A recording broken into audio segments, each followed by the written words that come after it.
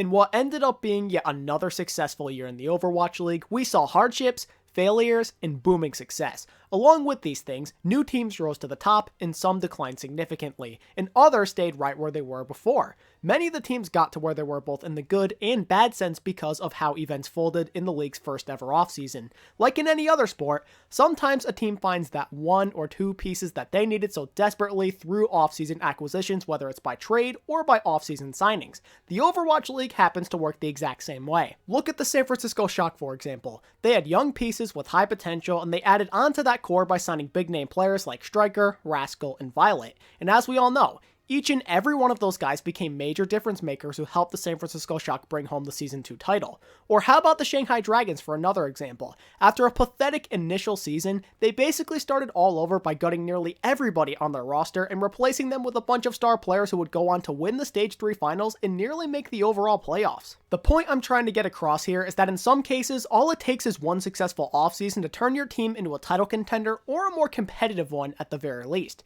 In what ended up being a wild and very entertaining 2019 offseason, many teams made some great moves on paper that could potentially make them a lot stronger heading into 2020 and the future beyond that. But which teams in particular really went above and beyond during the offseason? Well, let's find out together, shall we? Today I present to you 10 of my winners from the 2019 Overwatch League offseason. But before we start off the list, here's an honorable mention who just misses the cut. That honorable mention is the Vancouver Titans. After a very successful first year in the league that found them being the grand finals runner-ups, the Titans kept most of their main core and acquired two superstar level players in Ryu Jae-hong and Fissure.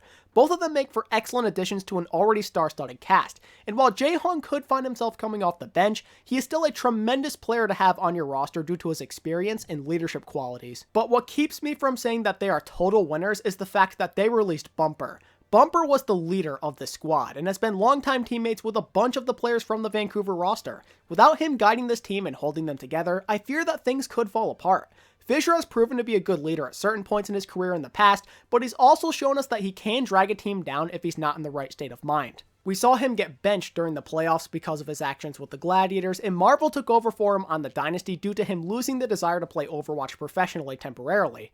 But if everything does go right in the end with Fissure, then this move could be great, but the risk factor is definitely present. Also, as a bonus, the Titans did not re-sign TZ, who played quite well during the playoffs, and it also means the Titans have no backup main tank to start the year. The Titans made some nice moves this offseason, but they did do some bad things at the same time, which keeps them from making my top 10. And that's the honorable mention I wanted to bring your attention to, so with that said, let's begin with the number 10 spot for my winners of the 2019 offseason. So coming in at number 10 is the NYXL. New York found mixed results with their offseason acquisitions last year, and it looks like this year could play out in a very similar way. I know it's tough to lose somebody like Meko, who is arguably a top 5 off-tank in the Overwatch League, but they did do a pretty good job of making up for that loss by getting two different off-tank players to take his place. First off, they got Hoppa, who kind of flies under the radar sometimes. He actually played quite well for the Charge in 2019. He once again showed off the utmost consistency along with a very deep hero pool. He's shown the ability to play every off-tank at a pretty high level. This especially goes for his D.Va and Zarya. Hoppa is a phenomenal player, and while he might not be quite as good as Meko, I would say he's pretty close to him in terms of skill level. While Meko for Hoppa isn't really an upgrade, I wouldn't exactly call it a downgrade either. But along with Hoppa, New York signed the young prospect Bianca from XL2 Academy. Bianca has a prolific D.Va of his own, and he could prove to be useful depending on the meta, and having him learn under an experienced veteran like Hoppa is only going to help him improve faster. I absolutely love the way New York approached trying to replace Meko. Getting someone who is consistent and experienced and a younger player with tons of potential is really smart. Other than signing some new off-tanks though, the NYXL also signed O2 Blast main support Mandu and the Genji sensation known as Who Are You. Both of them are young prospects that a lot of people believe could end up being something special, and if New York decides not to start them very often, they will surely still make for solid backups to Libero and Animo respectively. This team is looking quite strong still, even if they did lose Meko, and what's interesting is that New York appears to potentially be changing their playstyle after 2 years of playing the same patient and passive style. Hoppa, Bianca, and Who Are You tend to play a bit more aggressively, so perhaps New York is looking to play a more aggressive style in game. And that very well could be the thing that finally pushes them to the next level. Coming in at the number 9 spot is the Florida Mayhem. Florida started to look much improved towards the end of Season 2, and how they handled this offseason makes me think they're well on their way to picking up where they left off. They started off on the right foot by re-signing Fate, Gargoyle, and Sayaplayer, who in my opinion were the 3 biggest contributors to this team's success late in the year. Then you factor in their newly acquired players from Runaway, and things are looking really good for Florida. Starting with Yaki, he was a very high-rated flex DPS player coming out of Contenders who will surely make for a dangerous duo when paired up with Sayaplayer. Yaki is looking like he is just what Florida needed. BQB was actually somewhat flexible, but Yaki feels like that true flex player who is very strong on projectile, and that is something Florida has been lacking for a long time now. And having another consistent playmaker on DPS to help lighten the load for Sayaplayer should prove to be quite beneficial for this team as well. Then of course there's the huge upgrade they made at flex support. While Hagopun and Byron were both decent, neither of them have the type of ceiling possessed by Gangnam Jin. He made a name for himself in the year or so that he spent in Contenders while playing heroes such as Zenyatta and Ana. With him and Yaki added into the starting lineup, the Florida Mayhem appear to be the strongest they've ever been. And when you factor in their new head coach Kuki, who has experience working with a few of these players already, the offseason is looking really good for Florida. Coming in at number 8 is the Shanghai Dragons. Shanghai had a very good outing in Season 2, which is evident by how close they got to making the overall playoffs. Add in the fact that they won the Stage 3 playoffs while posting a winning record after their failure of a year in the inaugural season, and things look even better. The Dragons were much improved, but they still weren't good enough to be legit title contenders. But perhaps this offseason has changed that. Although they lost Youngjin due to retirement and they lost Gamsu and Koma in free agency, they also made some good moves to help make up for it all. Although Koma was a large contributor to this team's success in Stage 3, it's not like he was this irreplaceable superstar or anything who was like a top 5 main support in the league. And it can be argued that their new former Runaway main support Lee Jae-gong is better. He was a very strong player in Korean Contenders, and he was considered by most to at least be a top 3 main support available in free agency, but some will even argue he was the best. Again, this is definitely something up for debate here, but if you ask me, Lee Jae-gong is a slightly better option than Koma, and even if he ends up not being a serious upgrade, I highly doubt he'll be this massive downgrade that brings the team down. Then with Youngjin, they were able to replace him with Fleta. That seems like an upgrade too, does it not? Yeah, it is going to be tough to replace Youngjin's Doomfist. He was really good on that hero, but other than that, what can he play that Fleta can't? Fleta can play at the same level, if not better, on pretty much every other DPS hero. Plus, we all know what Fleta is capable of when he's feeling it in-game. If you had to pick between Fleta and Youngjin at their peaks, I'm willing to bet that more people would take Fleta. And along with Fleta, they picked up Lip. And while it's still unknown how much he'll contribute this year, he showed flashes of what could be coming during the Shanghai Masters Invitational Tournament.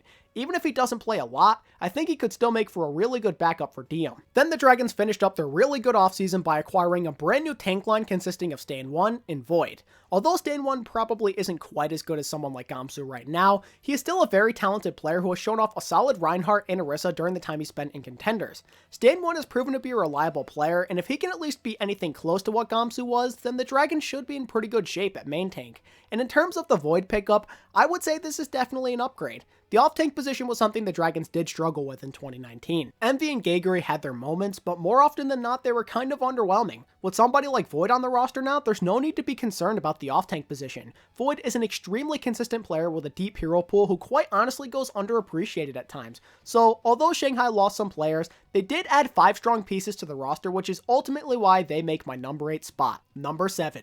The Dallas Fuel. This was a team that had quite the roller coaster ride of a year. They start the season off with a 9-5 record, then go on to win one of their final 14 games. As the season progressed, there were some clear issues that needed to be resolved. For one, this team desperately needed a shake-up at DPS. Zachary, AKM, and Taimu just weren't getting the job done, and they were lacking true flexibility. They were lacking that real flex DPS player on the roster, it felt like. There was also a clear problem with OGE as he started to fall off after around Stage 2. His consistency was slowly but surely declining, and he couldn't play a great Orisa either. Instead of continuously bashing their heads against a wall, Dallas did the smart thing by addressing the issues at hand. They knew that OGE was up and down and that they needed to make something happen at DPS, so they traded OGE over to the Gladiators in return for Decay. Decay failed to live up to the hype he was receiving when the Gladiator signed him, but we all know he has potential, and he's shown off a reasonably deep hero pool as well. Maybe a change of scenery is all it needs to release that latent potential we all know he has. But what really makes the Dallas Fuel true winners of the offseason is their 2 other pickups. Signing Gamsu as their new main tank and Doha, who could be part of a potential young star duo besides Decay, are some fantastic moves. Starting with Gamsu, he most certainly had the better season compared to OGE. Gamsu has shown off better flexibility. OGE has the higher skill ceiling, but Gamsu has the consistency. And don't forget about the leadership qualities. We've seen Gamsu lead teams before while being an excellent teammate who spreads good vibes and positivity. And with how much negativity and hardships this organization has been going through these last couple of years, they could really use some of that extra positivity right about now. It's crucial to remember also that Gamsu has previous synergy with Note thanks to their Season 1 run on the Boston Uprising together. The two of them have a great relationship in and out of the game, and it can be assumed that they will once again make for a powerful tank line. And as a bonus, Gamsu can speak English pretty fluently.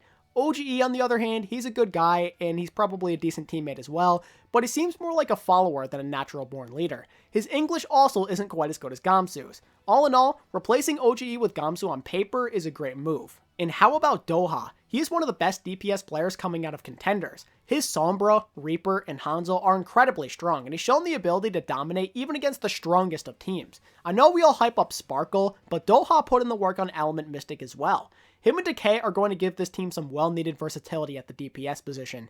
The Dallas Fuel killed it this offseason, and it looks like they took multiple steps in the right directions with the signings they made. Moving on to the number 6 spot, we have the Seoul Dynasty. After a very successful season compared to that failure of the year in 2018, the Dynasty decided that now was the right time to try and build a potential super team. They knew they weren't good enough to be title contenders with the current state of the team, so they went out and traded for the superstar duo of Prophet and Gesture. Although they would trade away Fleta to the Dragons, I would say a majority of people believe Prophet is the better player. Their hero pools are very similar, but Prophet is the more clutch and consistent player. Also, Prophet is a winner unlike Fleta. He's won an Apex title and the Overwatch League. Prophet will surely output more excellent performances than Fleta did, and I think a Prophet and Fitz DPS line could end up being really strong with how flexible they are. The Gesture signing is a bit more interesting though, since Marvel is a star in his own right, and he already has previous synergy with Michelle, thanks to his time in contenders, but I think Gesture gives them options at the very least. It depends on the meta and what playstyle suits this team better. If the meta calls for more Orisa or a super aggro playstyle, then maybe Gesture will get the nod to start. But if Seoul feels more comfortable playing passively or would prefer to devote less resources to their tanks, then maybe Marvel would be the one to start instead. Having options does go a long way though, and bringing in somebody like Gesture further helps promote that winning culture. However, since the Dynasty were unable to re-sign Ryu Jae-hong, I can't put them any higher than number 6 on my list. Maybe Creative could be a really good player, but Jae-hong is more proven, so as of right now, I would like to look at this as a downgrade. Moving on to my number 5 spot is the Houston Outlaws. Let's just call it how it is. This season was a failure for them. They missed out on the overall playoffs for the second year in a row. They went 0-7 in Stage 2, and there was a sense of uncertainty within this organization because they could not get anybody to buy their team. And there was also all sorts of gameplay problems at nearly every single position. So coming into this offseason, the Outlaws had a lot of work cut out for them. And for the most part, they did a pretty good job. For starters, let's give them a round of applause as they finally got somebody to buy their team thanks to Beasley Media Group. Then of course, we have to address the elephant in the room. The Outlaws finally made an upgraded off-tank, and quite the significant one at that because they signed the former NYXL superstar Meko. Although Meko had his ups and downs in Season 2, he's still far better than Cool Matt and Spree. It's honestly an exponential difference in skill level. He's the far better player, plain and simple. This is massive for the Outlaws. If Meko gets super comfortable playing with Muma and on a Western team, then he could very well be that piece the Outlaws needed to once again become relevant. Along with Meko, they managed to sign Hydration and Blase as their new flex DPS players. It's true they lost Jake due to him wishing to retire, but Hydration is arguably a better player, and Blase showed flashes on Boston, so he could end up being something special someday. The only reason the Outlaws will miss Jake though is probably because of his leadership, but that's about it. And to round out the successful moves made by the Houston Outlaws in terms of their players, they were able to secure RAPEL from the Vancouver Titans. And to be honest, he's actually not a bad player. Twilight was just way better. RAPEL is a good signing for a couple of different reasons that go beyond his talent. For one, it makes it so Meko is not the only Korean player on the team. And 2, Ruckus finally has some competition at flex support now. For 2 whole seasons, he was the one and only flex support player on the Houston Outlaws.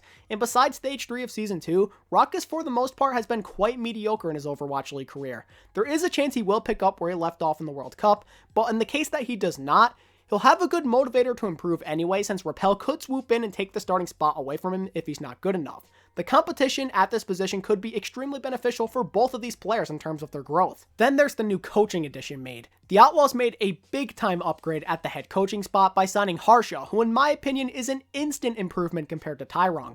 Harsha has found a lot of success in his Overwatch League career as the former coach of the Vancouver Titans. With a new and improved coaching staff and some new players on their roster, the Outlaws without a doubt had a very solid offseason. Number 4. The Atlanta Reign. The Reign quietly had themselves a crazy good offseason, and I don't think enough people are talking about it. First of all, they managed to keep everybody with the exception of Dako and Enlier, who they weren't really using anyway. But then, they promoted the tank line of Gator and Hawk from contenders to full-time players in the Overwatch League. So now the Reign can choose between two solid tank lines. You can go with Pokebo and FRD, or Gator and Hawk.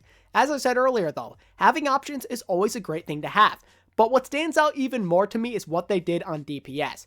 BabyBay did show signs of weakness late in the playoffs, and the Reign wasted no time addressing this by picking up two new hitscan players from contenders. And I would say they got some pretty good ones. Edison was arguably the #1 hitscan player coming out of Korean contenders, and Sharp was rated highly during the time he played on Team Envy. They each can play all hitscan heroes at a very high level, and I would say they each have more potential than BabyBay does. The Atlanta Reign have so many weapons at their disposal now. They can pick between two different tank lines while running the likes of Erster, Edison, or Sharp for DPS. The Reign were already pretty loaded to begin with, but now they look straight up terrifying. The Reign did great this offseason, and I would not be surprised at all if they end up becoming title contenders. Coming in at the number 3 spot is the Paris Eternal. Now these guys knocked it out of the park. Season 1 was rough for them, there's no way around that, and they realized this, and although it meant sacrificing some of their pride, they made the ultimate decision to make some drastic changes. Besides getting rid of some expendable players as well as their coaching staff, the Paris Eternal decided it would be in their best interest to acquire some Korean talent. To start, they got Levi, Aid, and 9K as assistants, and Rush as their new head coach. All of these guys bring great contributions to the table. Levi and 9K have previous coaching experience in the league, Aid is a former player who should be able to pass on his knowledge and experience to his players, and Rush found a ton of success while coaching Element Mystic. Under his guidance, this team won Season 1 of 2019 Korean Contenders, as well as this year's Gauntlet held in Korea. And that's not all Paris got from Element Mystic. They took it one step further by signing Hanbin, who is a solid off-tank player, Xe, who is known for his hits game but can also flex, and most importantly, they got Sparkle. The Paris Eternal for this reason alone are winners of the offseason. There was a massive bidding war for Sparkle, and thanks to them securing Rush, Sparkle joined the team too. Sparkle was easily the most sought-after flex DPS player in free agency. Some might even say he was the #1 player available in general. Now, the drawback to signing Sparkle is that he is not going to be available to play until he turns 18 at the end of May, so his impact probably won't be felt all that much this year. But you have to think about longevity here. Somebody like Sparkle has so much potential, and I'm sure he's going to learn and improve a lot, even from the sidelines. Also, if he does fulfill his potential that we all know he has, then he will be a dominant force for years to come. And besides getting some young players with potential though, they also got some more veteran presence by signing Smax. This guy has always been a consistent player, and I think Hanbin could really learn a lot from him. And like with Raucus and Rapel, there's also that competition aspect. Number 2, the Toronto Defiant. Now, I don't think they got as many good players from the talent perspective compared to some of the other teams in the league on this list, but they still made some upgrades. They hit the reset button during this offseason, and it's looking like their efforts have paid off. Bringing in the likes of Surefour, Nevix, Beast Halo, Agilities, Kariv, and Calyx is pretty impressive. And at the very least, I would say these guys are in contention to make the end of year play-in tournament. A top 12 finish sounds realistic if you ask me. But the big reason Toronto is such a big winner of this offseason has to do with the business aspect of things. Sure, there is a good chance they're going to be a lot better than they were last year, but it would not surprise me in the slightest if Toronto becomes one of the most popular teams in the league. First off, they brought in a ton of likable players who are pretty marketable. Surefour, Agilities, and Kariv in particular are extremely popular within the community, and they already had people such as Logix and Mangachu to begin with, so don't be surprised if Toronto's jersey sales go way up this year. And to further boost the popularity, you have to look at the fact that now Toronto have 3 Canadian players on their roster. Having 3 Canadian players on a Canadian org will surely convince more Canadian Overwatch League fans to rally behind them if they weren't already. The management at Toronto is so smart. They won this offseason without a doubt. They successfully upgraded their roster while also taking a big leap from the business department. But now, we have to move on to the #1 spot. My biggest winners of the 2019 Overwatch League offseason is the Philadelphia Fusion. By re-signing Carpe and EQO, signing Chipsa, and trading for Fury, the Fusion accomplished the same business feats as Toronto did. But what makes Philly's performance this offseason so great is how much they were able to strengthen that roster of theirs. They're at the point now where people consider them true title contenders. You re-signed your superstar DPS line, you traded for Fury, who is widely regarded as a top 3 off-tank in the league, and you make exponential upgrades at your support positions. I actually always thought Neptuno was a pretty good player, but Funny Astro is simply better. The man has been dominating in contenders, and there's a good chance that carries over into the Overwatch League. He is a crazy strong Lucio and Mercy, and he'll be working with someone good at flex support no matter what happens. If he were for some reason to play with Boombox, then he'll have that connection with him from the World Cup, but of course, in the more likely scenario, he ends up playing with the newly promoted Alarm from Fusion Uni. In that scenario, he'll be working with one of the best flex support players in the world. Alarm is truly gifted. Many fans of the pro Overwatch scene have been counting down the days for when this guy finally joins the league. For more than a year, people have been saying he is one of the best flex support players in the world. There's only a few names coming out of contenders who can even compare to his skill level at the flex support position. The Fusion are looking very dangerous on paper with all of that talent they're packing. They have a solid starting lineup with good backups, just waiting to come in if they're needed. And with the Fusion no longer having a co-head coach type of system, this team should be much more organized and have a better sense of guidance. If this team can overcome their inconsistency issues from the past, then they will be a true threat to the rest of the world. And there you go. Those are my 10 winners from the 2019 Overwatch League offseason. If you enjoyed this content, then I would appreciate it if you could hit that like button and sub to my channel if you haven't already. Also, feel free to let me know your 10 winners from the offseason down in the comments section. And if you want to further support me just beyond talking to me in the comments section, feel free to follow me on Twitter at ATP Overwatch or by joining my Discord server through the link in the description. And as always, thank you all so much for watching. I really do appreciate it so much. And until next time, this is ATP, signing out. Peace.